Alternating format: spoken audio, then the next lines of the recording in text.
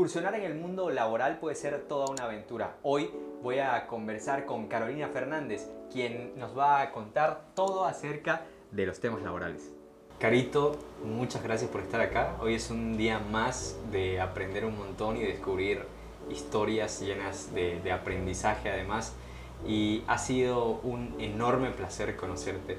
Carolina Fernández es tu nombre, pero quisiéramos saber, o me encantaría saber, ¿quién es Carolina Fernández? Muchas gracias, Manuel. Igualmente, un gustazo poder conocerte. Pues bueno, te contaré que yo soy abogada que se ha especializado en laboral desde hace unos 14 años aproximadamente. Y mi especialidad en laboral va más que nada porque me gusta el tema de conocer más acerca de qué es lo que ocurre ahorita en nuestro país, viendo el tema de la relación entre empresas y trabajadores. ¿Qué fue lo que te motivó? ¿En qué momento de tu vida decidiste primero las leyes y segundo irte por lo laboral? Buena pregunta. El tema de las leyes me remonta a recordar la universidad y antes de eso poder también volver a recordar por qué decidí ser abogada. El tema de ser abogada fue realmente por un instinto de poder querer conocer más acerca de qué es lo que ocurre al día de hoy en nuestro país, sobre qué hacen las personas cuando quieren reclamar algo y no conocen, en qué se apoyan. Y es ahí donde nace mi curiosidad también por saber que uno de los mecanismos en los cuales tienen que recurrir son las leyes, las normas jurídicas. Y entonces cuando yo decidí estudiar Derecho, ya cuando decidí estar en la carrera y en plena facultad, es cuando yo busco en qué me voy a especializar. Y una de las materias que llevamos en la universidad es Derecho Laboral. Y ahí justo se me vinieron los recuerdos de mi infancia, de herramientas de trabajo, de mi papá trabajando desde muy temprano. Y ahí dije, me interesan bastante estos temas. Me surge la curiosidad, ¿cómo es ser una abogada joven en Perú? ¿Cuáles han sido tus mayores desafíos? Mis mayores desafíos ha sido el de poder desarrollarme como abogada, teniendo también la responsabilidad de poder hablar de normas jurídicas, pero que pueda llegar a varios sectores y a varias personas o varios clientes que puedan tener una edad mayor a la que yo tengo. Tal vez el tema jurídico, el tema de ser abogado, también tiene un punto que podríamos decir que no se ha dejado de lado, que viene a ser el punto tradicional, o podríamos decir el toque tradicional de que el abogado tiene que ser alguien que siempre debe estar de saco y corbata, bueno, como yo ahorita, pero ya es por gusto. Y también el tema de la edad, ¿no? El tema de la edad, tradicionalmente se reconoce al abogado como alguien mayor, alguien que tiene canas y que habla de derecho. Pero ese ha sido uno de los temas que al día de hoy tanto abogadas, mujeres y de mi edad están buscando, tal vez que no sea un límite o tal vez que no sea una puerta, ¿no? Dejarlo atrás y poder ir más allá. ¿Por qué?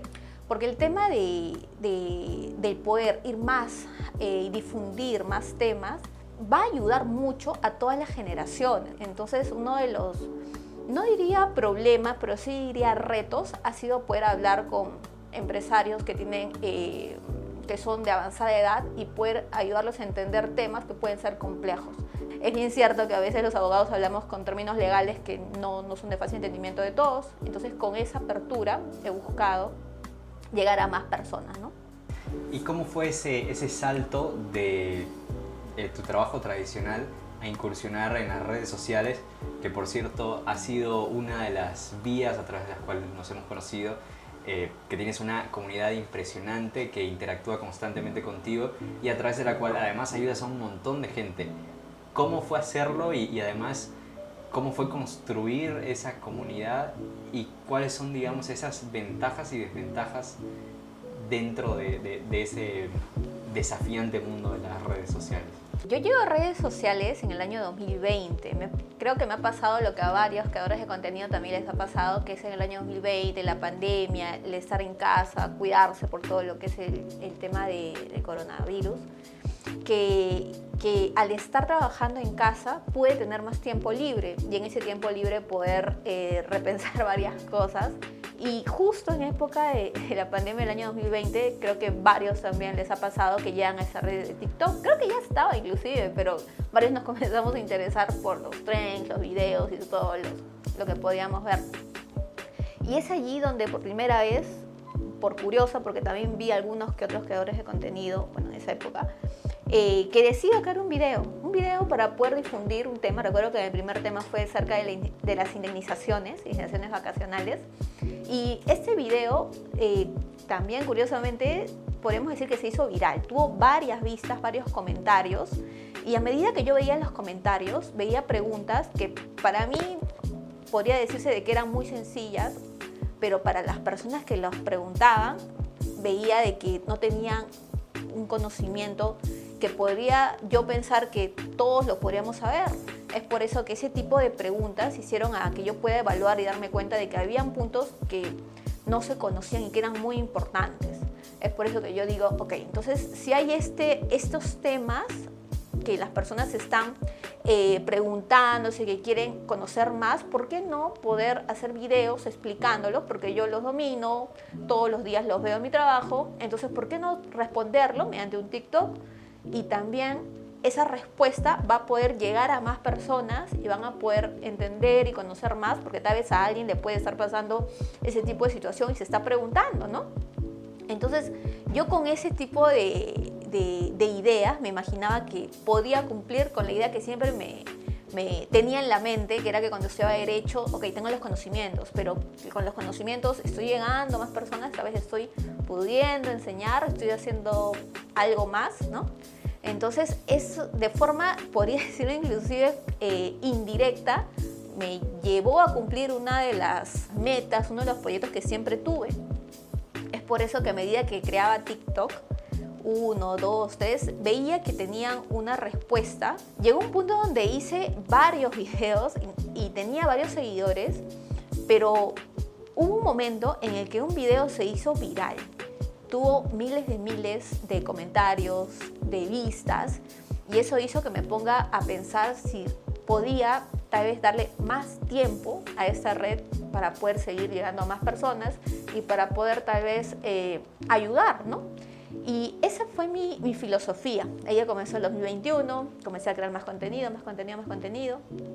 Y a medida que iba viendo la respuesta de las personas y también los mensajes, fueron puntos que me ayudaron bastante para poder seguir avanzando y avanzando. Por otro lado, me preguntaste, sin irme tanto por las ramas, el tema de los retos, las ventajas, las desventajas. Te diría que una de las cosas que a mí me motivan a hacer más videos es el poder difundir mis conocimientos de lo que yo sé, lo que siempre he visto, pero de manera que pueda llegar a más personas a través de un lenguaje sencillo. Porque uno de los temas que yo siempre he analizado en mis experiencias laborales es que el abogado te da una respuesta. Nosotros en estudios, bueno, cuando trabajaba en estudios, nos enviaban correos preguntándonos ¿cuánto nos corresponde el pago de utilidades? Entonces el correo de respuesta iba de acuerdo a la ley tal, por lo tanto, por ende, finalmente, estimada. Pero el cliente me llamaba después y me decía, Carolina, no te entiendo, explícame en sencillo. Y le daba la explicación y ahí quedaba, ¿no? Y yo decía, ¿por qué tiene que haber una segunda respuesta? ¿Por qué no me entiende con mi correo? Entonces ahí iba y me quedaba en esa nebulosa de pensar, ¿por qué no decirlo sencillo, lo tal vez complicado de modo sencillo? Y ahí fue donde quise aplicar todo esto en TikTok, en mis redes, para poder dar conocimientos de una forma más ligera. Entonces yo diría que ese es uno de los beneficios que yo obtuve a modo personal, porque me alegra bastante poder impartir o difundir lo que yo sé. Y eso ha ayudado a más personas, ¿no? Tengo varios mensajes de personas que no conozco, que me escriben, que me dicen gracias a ti me han dado mi liquidación, gracias a ti me pagaron un sueldo que yo ni sabía que tenía, no sabía que tenía este derecho laboral, lo pedí a mi jefe y me han pagado, muchas gracias, te agradezco, vivo en Puno, en Cusco, lugares a los que no, bueno, conozco, pero no conozco a esas personas, y es muy reconfortante poder saber eso. Y las desventajas, yo diría que tanto desventajas no, sino retos, pueden haber sido el no tener algunas veces muchas respuestas de las personas o del público en videos en los cuales digo, este video es muy importante, es muy interesante, este es un contenido muy importante, y no tenían respuesta, no tenía vistas, no tenía likes, y decía, pero si las personas pudieran entenderlo, pudieran saber qué tan importante es, tendrían muchas respuestas. Pero sí pasaron desapercibidos, pero a pesar de eso trataba de poner esa información tan relevante en otros videos. o de vincularlo con otros temas que ya al día de hoy conozco que van a, por así decirlo, jalar la atención de las personas, ¿no?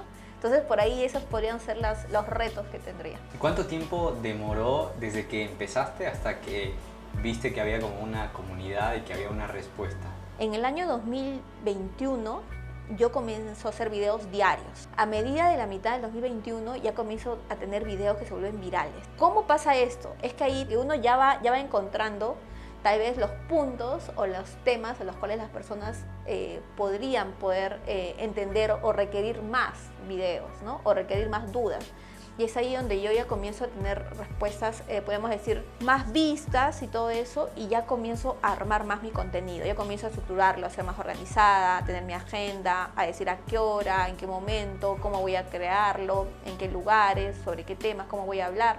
Y ya a partir del 2021 en adelante ya he podido tener más vistas o más participación. ¿Cuáles son esos temas que desde tu punto de vista afectan directamente o que son de mayor interés para la mayoría de los trabajadores acá en Perú? El tema de la persona que trabaja y no tiene planilla, no tiene beneficios, no tiene derecho, está en la informalidad, ¿no? Yo creo que eso es uno de los temas que al día de hoy, ya como lo habrás experimentado acá en Perú, puede ser tal vez chocante, que hay muchas cosas por mejorar al día de hoy en nuestro país, ¿no? Y el tema de las leyes en materia laboral son fuertes, varios me preguntan, ¿son fuertes para el trabajador? ¿Benefician al empresario? ¿Por qué hay leyes que benefician a las empresas y no a los trabajadores? ¿Qué es lo que pasa con aquella persona que no tiene derechos laborales o no les han reconocido propiamente? Porque te contaré que acá en Perú quien tiene derechos laborales formalmente, es decir, con documentos y todo eso, es aquella persona que la incluyen en la planilla de la empresa. Esa persona que la registran en el T-Registro, en la planilla electrónica, y por lo tanto ya tiene sus beneficios sociales. Entonces ahí va un tema importante por aquella persona que nunca la incluyeron en la planilla, simplemente le dijeron ven a trabajar, comienza a ordenar la casa, comienza a limpiar, comienza a cuidar tal vez una casa y nunca le dieron un beneficio social.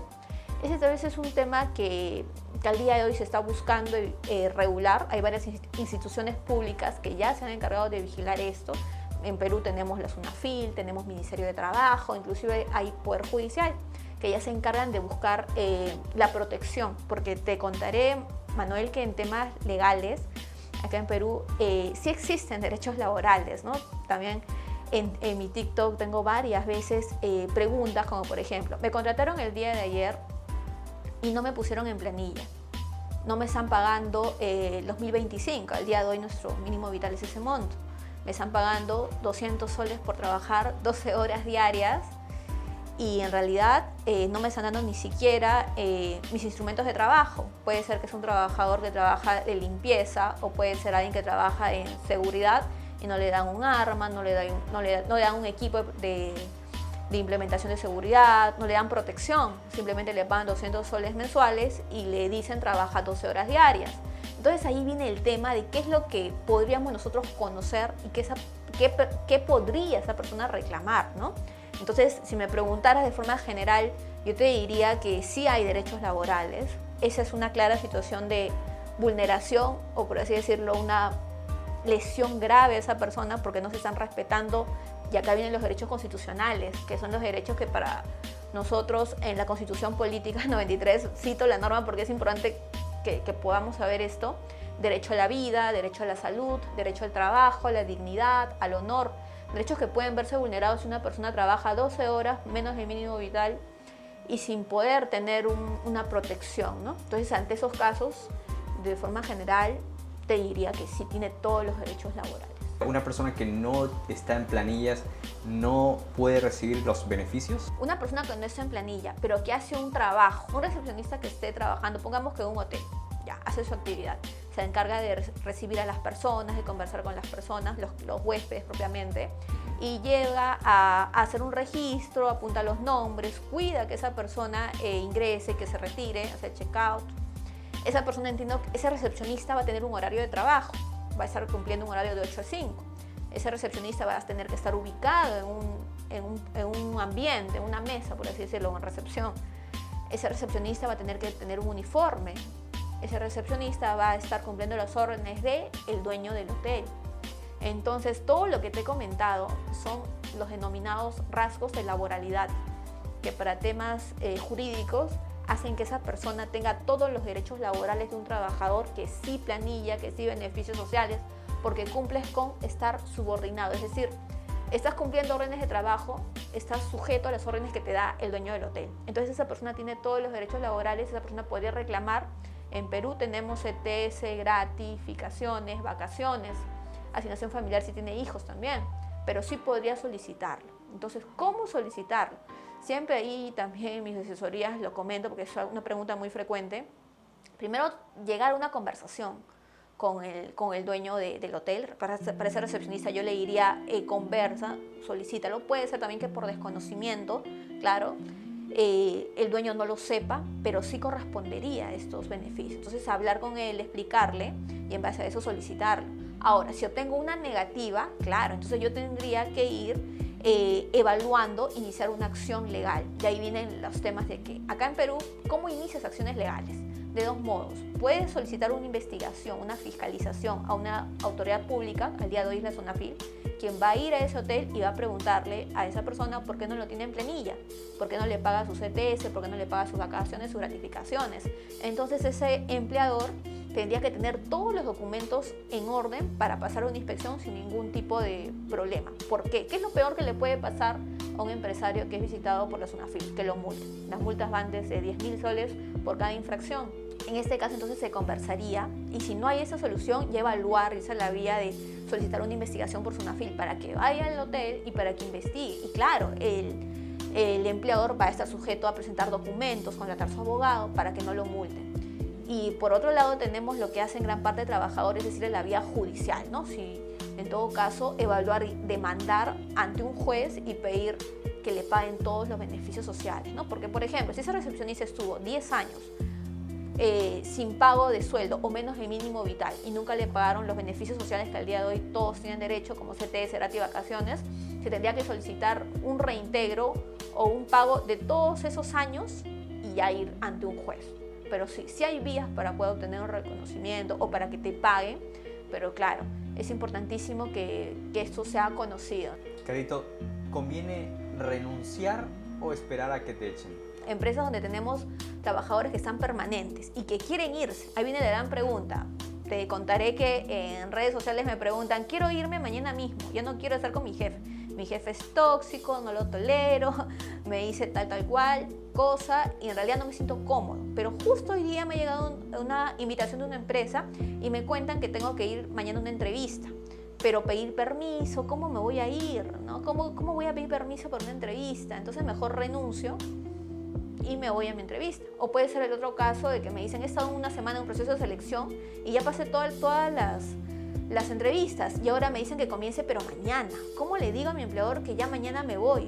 Porque hay algún plazo, bueno, te contaré que en estos casos hay un plazo legal de 30 días. O sea, nuestras leyes peruanas le dicen al trabajador, si tú te quieres ir, perfecto, está bien, pero avisa con 30 días de anticipación. Si tú avisas, vamos a tener que estar todo ok. Pero en estos casos no se está cumpliendo con eso. Entonces ahí lo que sí le diría a ese trabajador, o te comentaría también, Manuel, es que esa persona, el primer punto no es legal que hable con su jefe, con el empleador, le explique las razones, ¿no? Y en base a eso se llega a un acuerdo. Pero si vamos al tema de que no está de acuerdo, que le soliciten la exoneración. Solicito por una carta, en tema legal te comentaré que todo tiene que ser escrito.